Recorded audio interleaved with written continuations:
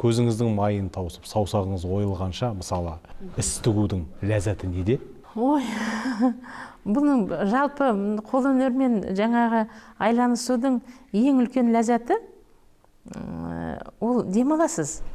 Сіз ойлайсыз ғой, шаршайсыз деп. Шаршайсың, бірақ сондай бір керемет шаршау бұл. Мен кейде болады, бір жаңа дизайн ойымда жүрет, сонан кейін бір күні арқам шыдамай кетеді. Қысып жібереді сол дизайн.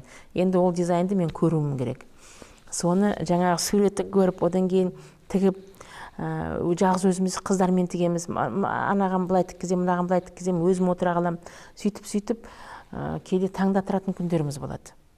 Соны таңдатырғанда жаңағы ойыңдағы дүниең кәдімгі бала сияқты.